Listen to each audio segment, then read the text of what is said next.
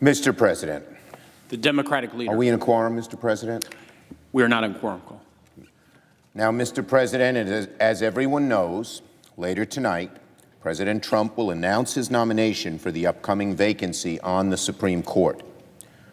Whoever fills Justice Kennedy's seat will join an otherwise evenly divided court and immediately obtain the ability to affect the laws of the United States and the rights of its citizens for generations to come. Enormously important issues hang in the balance: the right of workers to organize, the pernicious influence of dark money in our politics, the right of Americans to marry whom they love, the right to vote.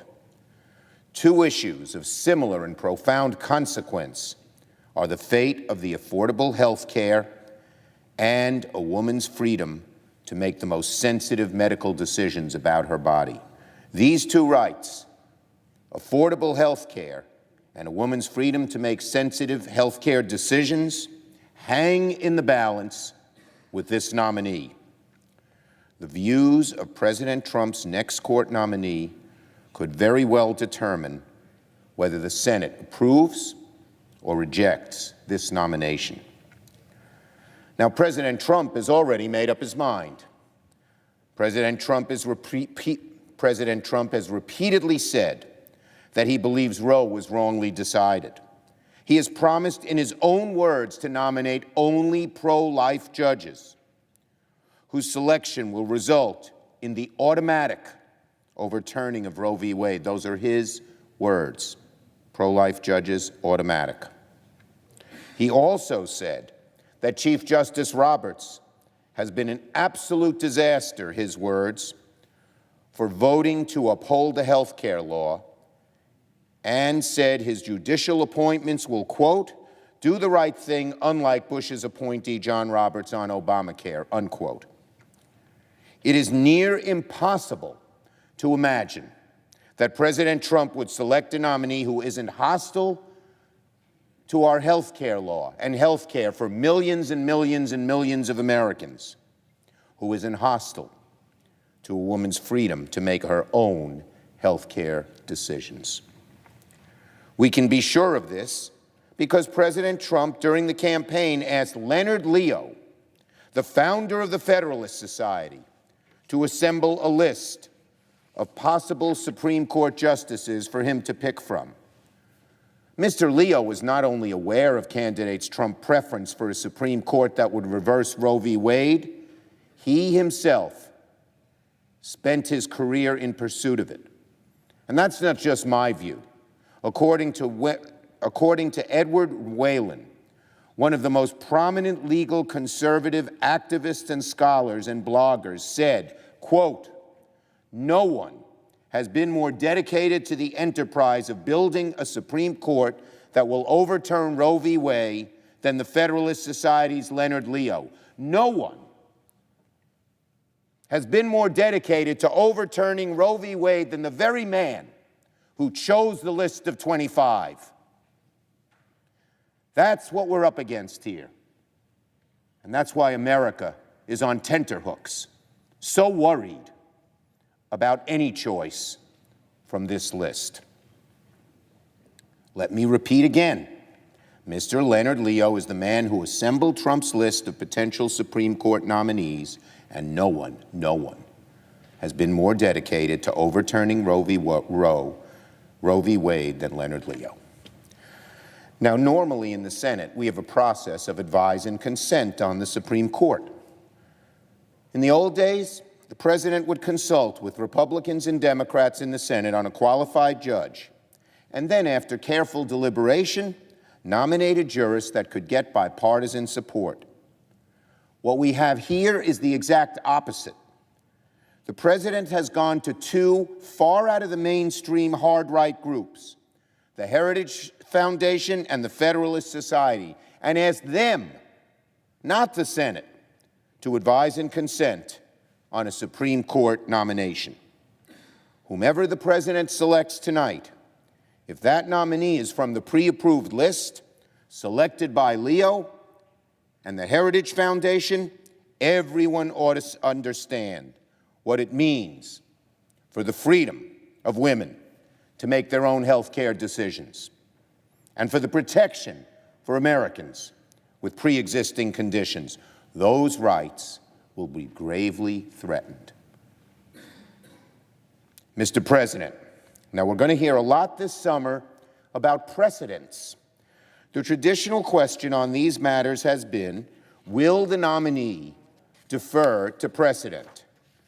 Nominees will be asked if they respect settled law. This is known as the principle of stare decisis. The nominee always answers that yes, he or she will respect and defer to precedent. And senators nod their heads, having received this rickety, vague assurance that the nominee will not rock the judicial boat and turn the clock back decades. But for two reasons. This standard, settled law, stare decisis, is no longer an adequate standard by which to judge nominees. Why?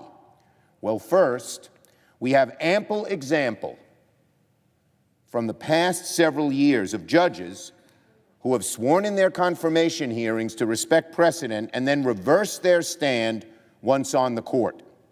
For example, in his confirmation hearings, then Judge Gorsuch said that, quote, precedent is like our shared family history of judges. It deserves our respect, unquote. Last week, just last week, now Justice Gorsuch voted to overturn 41 years of precedent in the Janus decision, relying on flimsy and fabricated legal theory.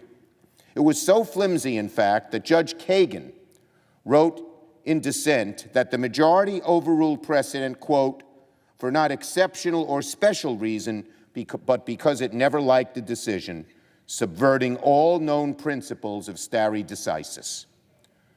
Justice Roberts, another person who swore he would obey precedent, he said he'd call balls and strikes as he saw them, rather than interpret law. Justice Roberts said he would call balls and strikes as he saw them, that he would interpret law rather than make it. Of course, it was Justice Roberts who was then responsible for overturning 40 years of precedent in the Citizens United decision that so set back our politics, that so deepened the swamp that so many Americans despise by allowing huge amounts of dark money, unreported, to cascade into our political system. On two of the most important rulings in the history of the Roberts Court, a cumulative 81 years of precedent were thrown out the window, despite the earnest promises of Justices Roberts and Gorsuch at their hearings. So when they say they'll obey settled law, you can't believe it. You can't believe it, because it just hasn't happened in this new conservative court that is so eager to make law, not interpret it. And there's a second reason, maybe even more important, why the principle of, quote, I'll follow settled law no longer works. And that's President Trump. We already know that President Trump's nominee will be prepared to overturn the precedents of Roe v. Wade and NFIB versus Sebelius. We know that because President Trump has said so. When the president has a litmus test for his nominees and only chooses from a pre-approved list of nominees designed to satisfy that litmus test, it is certainly not enough for a judge to prove his or her moderation by invoking stare decisis. Stare decisis and respect for precedent have become an almost meaningless bar to set for a Supreme Court nominee. At this critical juncture, with so many rights and liberties at stake, U.S. senators and the American people should expect an affirmative statement of support for the personal liberties of all Americans from the next Supreme Court nominee. The American people deserve to know what kind of a justice President Trump's nominee would be, President Trump is the one who made the litmus test for his nominee, not us.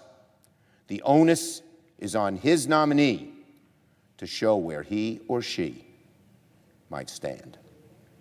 Considering the ample evidence that President Trump will only select a nominee who will undermine protection for Americans with pre-existing conditions, give greater weight to corporate interests than the interests of our citizens, no matter what precedent says, and vote to overturn Roe v. Wade, the next nominee has an obligation, a serious and solemn obligation, to share their personal views on these legal issues, no matter whom President Trump selects tonight. Now, briefly on another matter, the ongoing negotiations with North Korea over their nuclear program. Despite all the reality show pomp and circumstance, the negotiations have thus far been a flop. After the summit, President Trump declared without any evidence, that's so typical, that, quote, North Korea is no longer a nuclear threat, unquote, his words, to the United States. The reality, of course, is far, far different. Recent reports have shown that North Korea is making upgrades to a nuclear facility and expanding ballistic missile manufacturing. Just a few days ago, North Korean media called the negotiations with Secretary of State Pompeo, quote, deeply regrettable, unquote, accusing the Trump administration of pushing, quote, a unilateral and gangster-like demand for denuclearization. Talks going great, and then our side is accused of being gangster-like? For the president to say that North Korea is no longer a nuclear threat, and then have North Korea's foreign ministry come back and say what they said, shows the disconnect between President Trump's rhetoric and the reality, and the sheer incompetence of this administration.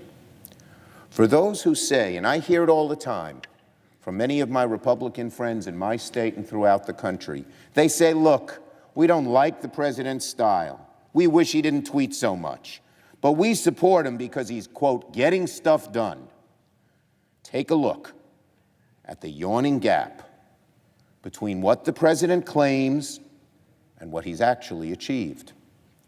On North Korea and on so many other issues, like taxes, like health care, for two other examples, the president makes grand promises but fails to deliver for the American people. And finally, Mr. President, one word on health care. Another issue that the president has failed to deliver on is health care. After promising far better and cheaper health care for all Americans, President Trump has relentlessly sabotaged our health care system, undermined key protections for Americans with pre-existing conditions, done all he can to see that premiums rise, probably the #1 issue bothering America today, rising health care costs. Last week, the Trump administration found another way to sabotage our existing health care system, suspending a critical program that stabilizes the health care insurance markets. This comes at a time when 2019 premiums are being filed, and insurers from coast to coast are saying that the Republican sabotage is causing premiums to increase, to be much higher than they need to be. Many of these insurers are also saying that if the Trump administration enacts further sabotage, such as actions like this one and the expansion of junk plans that hurt people with pre-existing conditions, then insurers may need to amend their rates and raise premiums even more. This relentless healthcare sabotage is politically motivated, spiteful, and accomplishes nothing except to raise costs on middle-class families and taxpayers. The Trump administration needs to fix this newest sabotage as quickly as possible. I yield the floor. Yes, we are. I ask unanimous consent that further proceedings on the quorum call be dispensed with. Without objection. Sexist. A disaster for women. Totally unacceptable. These are just a few of the ad hominem attacks the far-left special interest groups hurled at a federal circuit court judge whom a Republican president nominated to the Supreme Court. The name of the federal judge? Anthony Kennedy. After President Reagan nominated then Judge Kennedy to the court in 1987, these far-left special interest groups impinged his character. They cooked up apocalyptic warnings about all the terrible things that would happen to Americans if he were confirmed to the court. Of course, the American people didn't buy it, and a majority of senators saw through the hyperbole and hysteria and confirmed that qualified nominee. And believe it or not, Mr. President, the sky didn't fall. Didn't fall. But decades later, our Democratic colleagues still haven't tired of crying wolf whenever a Republican president nominates anyone to the Supreme Court. We've seen the same movie time after time after time. Less than 3 years after Justice Kennedy's confirmation, President Bush nominated David Souter to the Supreme Court. Guess what left-wing pressure groups said about David Souter right after President Bush elected him? That's right, the very same things you're hearing today. The same things you've heard from these same corners about every Supreme Court nominee named by a Republican president. One organization proclaimed that Justice Souter might, quote, undo the advances made by women, minorities, dissenters, and other disadvantaged groups. That was about Justice Souter. And back in 1975, they assailed the nomination of John Paul Stevens. They said he lacked impartiality and opposed women's rights. That's what they said about John Paul Stevens. So these far-left groups have been at these same scare tactics, Mr. President, for over 40 years. The consistency is really quite amazing. Decade after decade, nominee after nominee. The far-left script hardly changes at all. Anyone and everyone a Republican president nominates to the Supreme Court is some kind of threat to the republic, according to the hysterical press releases that inevitably follow. No matter their qualifications, no matter their record, no matter their reputation, it's the same hyperbole, the same accusations, the same old story. Tonight, President Trump will announce his nominee to fill the current Supreme Court vacancy. We don't know who he will name, but we already know exactly what unfair tactics the nominee will face. They won't be new and they won't be warranted. We can expect to hear how they'll destroy equal rights or demolish American health care or ruin our country in some other fictional way.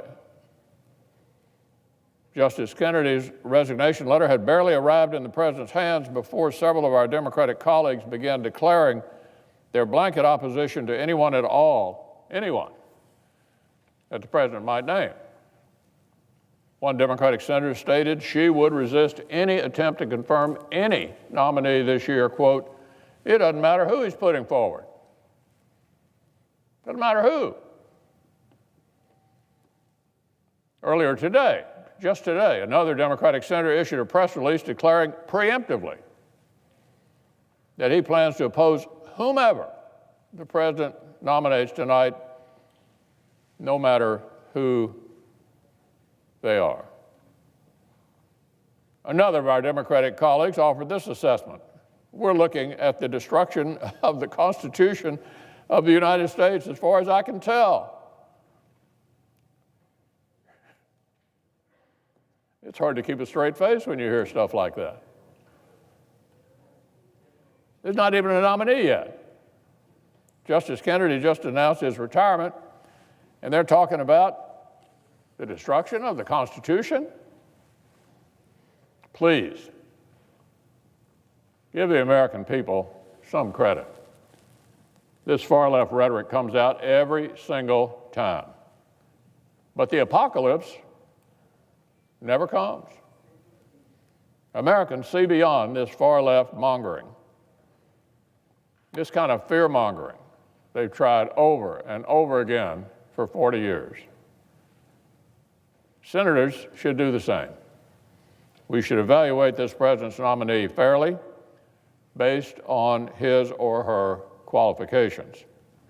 And we should treat the process with the respect and dignity that it deserves. The Judiciary Committee, under the able leadership of Senator Grassley, will hold hearings, and then the nomination will come to the full Senate for our consideration. One more round of 40-year-old scare tactics will not stop us from doing the right thing.